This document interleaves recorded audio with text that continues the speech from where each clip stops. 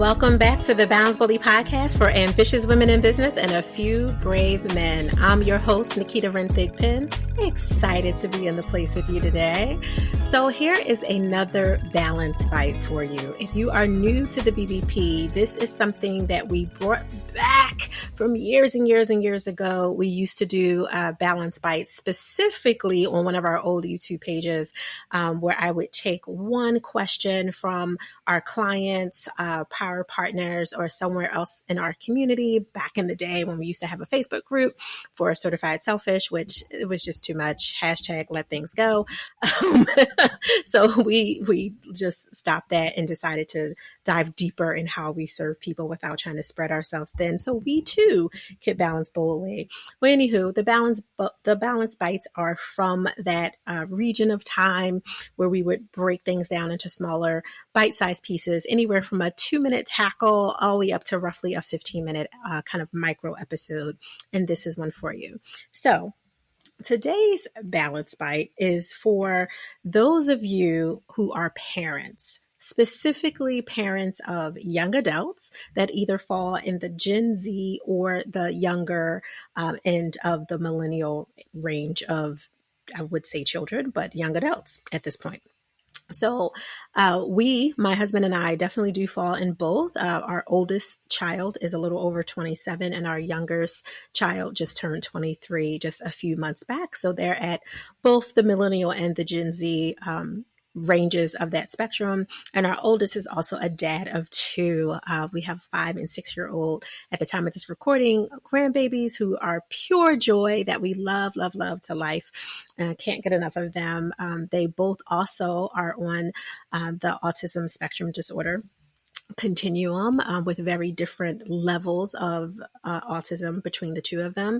And the youngest has sickle cell disease. So there's a lot of layers of complications that our oldest, who is the younger millennial, has to navigate as a parent of 2 children that we try our best to support him with. So that has its own nuances. If you're also listening to this as a grandparent, whether your children and or grandchildren have special needs or not, just having a child with a child has its own extra element of interesting sauce on it.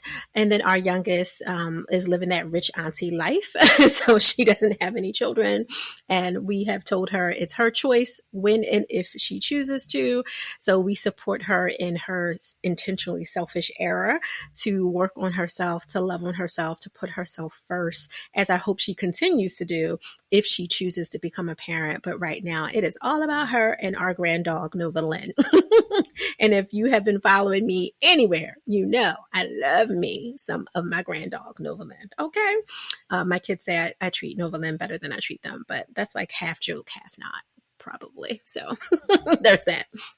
So one of the questions that came in for this one question per episode moment that we're having here is, as you are a parent of young adults, how do you manage the new stage of the relationship that you're in? So this is going to sound probably very firm for some of you. It might even come across as harsh, but I do believe that you have to let people do what they want to do so they can show you who they are, right? Like who they already are. In the case of your young adult children, who some of them, especially Gen Z, their brains are not quite fully formed yet, right? We have to get to around 25 for that, where the millennials, they are above that. They are fully formed and they are stepping into this person that they are being in this moment and may be in this process of their journey for a little bit longer than you would like until they become who they were always meant to be.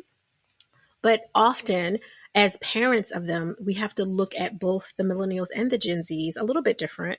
So with my millennial, with my older son, we have to let him live, right? Like he's showing us who he is in this moment. It may not even be who we raised him to be, right? Like, and that's part of the challenge sometimes when you're a parent, hopefully a parent who has done the best that you could do, that didn't make justified excuses for poor behavior, bad behavior, poor decision making, but you really were trying your best with the knowledge and resources that you had at the time. So assuming that you are that parent and you didn't inflict any harm on your kid, any undue harm, any intentional harm, any of those things, then you might see your millennial young adult, whether they do or do not have children, being a different version of who you know them to be. You know, we know our son to be a fantastic human, to be a creative, to be intuitive in so many different ways, to be loving, to be kind. And he still shows up in all of those ways, especially in his parenting. He is a fantastic dad. We won in that arena. But there are areas of him that we don't agree with, right? That we do want to be different. We want him to step more fully into his power of different elements of him. And because I'm a parent and I'm sensitive about my kids, I'm not going to, bash either one of my children or talk about all of their faults or any of that. That's their story to tell if they choose to tell it. But what I will say is my husband and I both agree that sometimes we'll look at both of our kids like, who are they? Where did they come from? Are they ours? Right? How did you make that decision or do that choice when you have us as your parents, right? And I know if you're listening to this, you're thinking like, yes, child, I have the same feeling sometimes. Like I think about that all the time. Or even when you look at your siblings, sometimes you're like, how did we come from the same parents? Like how were we raised in the same house in the same generation? Like what's going on? But it happens. This is their journey. This is their process. So for the case of my young millennial who is a parent, we have to respect him twofold in this level in our parenting. We are his advisors. We're no longer authoritarian parents that can say, go take a shower, go clean your room, go do this, go take out the trash, go do this, because we're trying to help him build his character. His character is built. His character is built. The foundation was laid. What is happening now is he needs the advisory portions of us that can help to guide him when he is faltering, to guide him when he has really big decisions to make. And maybe he's just overwhelmed or suffering from decision fatigue because he does have 2 toddler children with special needs that require a lot of him and all of the navigating of the other relationships that kind of are tethered to this aspect of his life and this part of his life, which is central and core to him. So we have to back up. And I say this with love to myself, to my husband, and to all of you who are in this position where you are looking at your kids like, oh, because I just want to save them. I want to help them. And of course you do, because we love them. But often the best thing you can do is literally back up. I am here for you. I stand for you. I'm supporting all of the goodness in you. And in parentheses, because I love you, I am never just going to tell you yes or tell you you smell good, look good, or any of those things when you don't. I love you enough to be transparent and honest. I'm also going to love you enough to speak to you with respect because you are not a 5-year-old that has to be told, instructed, and there's no wiggle room, right? For safety reasons. You are an adult that can make your own safety decisions now. So now I'm going to guide you with, you asked for advice. So that's the other thing that we do. We back up. And if he's venting, we say, okay, do you want to hear what we have to say? Or did you just want to share? And that's either way is okay. It's no judgment. But if you were just venting, cool. Safe space. No judgment. If you actually want advice, here's what I have to say. And it's not necessarily going to be in the bucket of, yeah, my parents, are just going to tell me what I want to hear, because we are biased by the nature that this is our human that came from us, that we raised, that we poured into, that we know has certain potential and capabilities. And with that said, he's a grown man who's making his own decisions, who's also having experiences outside of the bubble of our home. He doesn't live with us anymore. Now, if your younger millennial lives with you, that's a little bit different, because when he was under 21 and when he lived with us, we are very clear. We love you. We know that you're aging, you're growing, you have certain needs, there's certain things that you want to do, you want to explore, be curious, all of it. I'm here for it. And in parentheses, we got rules. We have, even in his case, we had a younger daughter. He had a younger sibling that he had to be mindful of. So no, you're not coming up in here at 5 o'clock in the morning. Because once that alarm is on, if anybody pushes through that door, there could be an issue. Okay. We might treat you like the stranger that we thought you was, because how dare you come up in here if it's not from work, like it wasn't something specific, or we didn't know in advance, because that's just not how we play. That's not how we roll. I'm also born and raised Philadelphian. You're not just going to come in my door at a certain hour and me not know who it is. So there's all of that. There's all of those contexts to be considered as well. That aside, back up. and ask permission. Would you like advice? Or did you just want to vent? Now, in all fairness, we try to do this with our Gen Z, who's 23, who like just turned 23 a hot second ago, just a few months back, who's a graduate of undergraduate degree in business, all the things. She's got a great head on her shoulders, really, really smart. She also displays some of the best and not so great versions of us, right? Like I've said this many, many times. For me, as a mother of a daughter specifically, I know it's a little different from my husband with his relationship. She has him wrapped around her finger, but he has good boundaries overall with her. But with my daughter, she is a mirror of so many of the great parts of me and so many of those parts of me that have pushed edges and pushed limits. And I do not often like to see that in the mirror that is little me, right?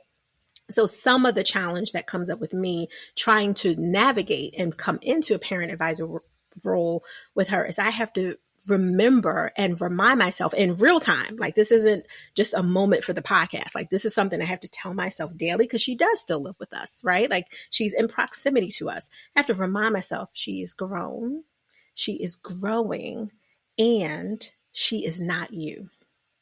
Because as much as I see so many things in her of me, she is not me. She did not grow up the way that I did. She did not have to live the way that I did. She did not have to make the choices that I made. She didn't have a young marriage and children the way I did, which also informed so many choices. She didn't. So there are many, many things that she is both free from, but also blind to because of the early responsibility that I chose to have. And that's not her. And I have to often remind myself, you know what? It's okay if she wants to go, spend whatever at this certain level of hotel and do that and just have fun for a weekend because that's just what she wants to do. She doesn't have any other physical responsibility besides making sure that my granddog, Nova Lynn, went to the pet resort. And, or schedule, or she requested in advance and schedule that with permission. Of course, she had to ask us, not just feel entitled to assume that one of us or both of us would be able to, be home and, care for the dog that particular day or that weekend for her outing and such. So I often do have to, in real time, just as a vulnerable, honest moment for all of you listening, I have to remind myself that my daughter, as amazing as she is not me. And many times that is hard for us when you see yourself in another human, whether it's a sibling or your child or, the neighbor's kid, whatever, that just kind of reminds you of you. You have to be really, really careful. So we are also in parent advisor mode with her as well. But again, the nuance is different because she does live in our home. So there are rules that have to be respected. I have been clear with my children since they were little, and I have been fussed out by friends because of what I'm about to say. We are not your friend. I am not your friend. I have been clear with both of my kids. My husband has been clear with both of my kids. We love you. We will transition into a more friendly nature because there will be topics and different things that, of course, we'll talk about as you grow and you mature and your world opens up in different ways. That does not make us friends. You get one set of biological parents, you get lots of friends. You can fuss out your friend. You can tell them all about yourself. You better be very careful how you constructively correct your parents because we are not those type of parents. That is not allowed on this doorstep at all. And I don't care if I'm 80. We are still not your friends, right? So I've had to be very clear with both of my kids with that because I know the relationships that so many other parents have with their children are different. They think it's cute to say, that's my best friend, or I had a daughter, so I can have a best friend. Okay, that's you. That's not me. My daughter is not my best friend. I have other friends that are my besties, like that have been with me that I can have adult peer-to-peer conversations with, that we can disagree as peers, we can agree as peers, all those things. That is not my children. And I'm very clear with that. And it's also how I encourage, I don't judge, but I encourage the power couples and potent humans, which are the women founders and consultants and entrepreneurs that I work with, to be very mindful that if you have children, setting up a stage to be their friend creates so many crossover issues with boundaries. But since this was one episode, one question, I won't go into too many of the layers. I just hope that was supportive. Transition to parent advisor. ask for permission. Is this something you just wanted to share, vent? You just wanted to kind of give me the context for, or is this something that you would like my advice on? And be mindful when you are giving advice to them that they are not you, right? Even though there's a lot of layers of connectedness, they are not you. So with that said, that was your balance bite for today. Go enjoy the balance of your day, but remember, do it boldly.